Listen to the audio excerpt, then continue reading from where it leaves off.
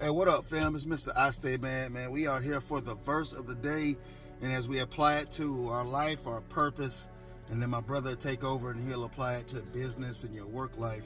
And none of these things should be separate.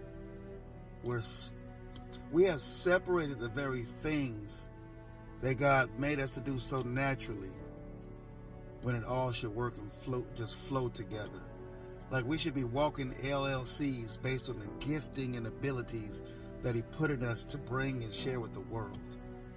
So Deuteronomy chapter 6, verse 5, it says, "You shall love the Lord God with all your heart, with all your soul, and with all your might."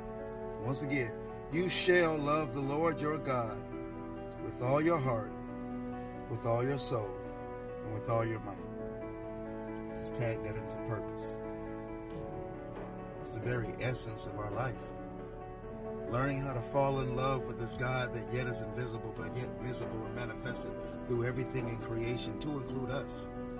Like humans, and like when Jesus walked, he was the glory of the God the Father. Like humans, we're his glory. Like all of creation is his glory, especially when we're operating in purpose. Trees are doing what the trees are supposed to do. Stars are doing what stars are supposed to do. Oxygen and air and everything in creation is doing what God made it to do, but not us. Not many of us. We argue, we fuss, we fight, we don't believe, we doubt. We don't pursue purpose. We don't pursue righteousness. We don't pursue him. We live out of purpose. We live abnormally, outside of what we normally should be living. We don't tap into our full essence of who we are because we're so distracted. But I wonder if we started loving God for it. I wonder if we crank this pursuit up more than we ever have before. And I'm not saying that you have never tried, but I wonder if we made a decision today and to understand that we are where we are from a sum of our choices, many of our choices, and some of you out there are in some predicaments that it wasn't even your fault, it was nothing you did, but you still have a choice to make. It's time to make a decision. I talk about staying mad, it's my company name, motivated, determined, but also make a decision to make a difference in not just your life, but people around you.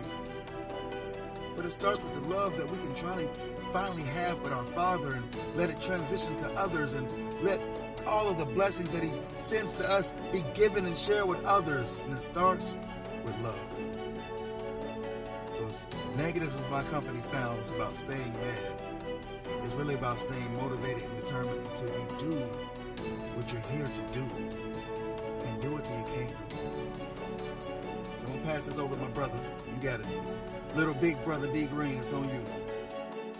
Love your God with all your heart, all your strength, your mind, your soul, all that. That's what the verse says today. And you ask, how does that relate to faith and business? Well, let me tell you something. When you're living for God in the right way, there's a lot of things that you will approach differently in your work, in your entrepreneur life. When you're loving God in the right way, you don't seek personal gain or self-benefit. It's a byproduct of the effort you put in simply because it's the right thing to do. Loving God is a commandment, but it's also an honor to be able to do so.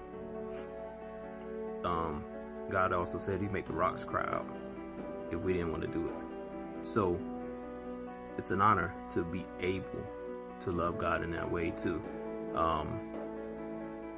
For him to not only command us, but also there's a byproduct of it. There's things that he'll do for us simply because we answer the call to love him with all our heart, our soul, our strength, our might. So as we continue on our entrepreneurial journeys, on our professional journeys, don't forget that one thing. As you honor God, carry that into the workplace. What does that mean? It's kind of simple, almost doing what you're supposed to do when you're supposed to do it. right? As an entrepreneur, you have customers.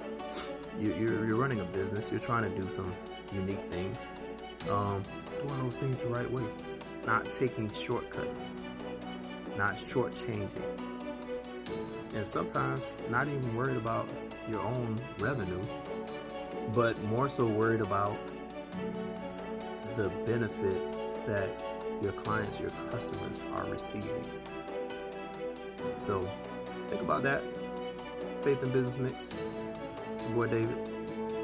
Like, subscribe, comment, share. Do all those things. See you next time.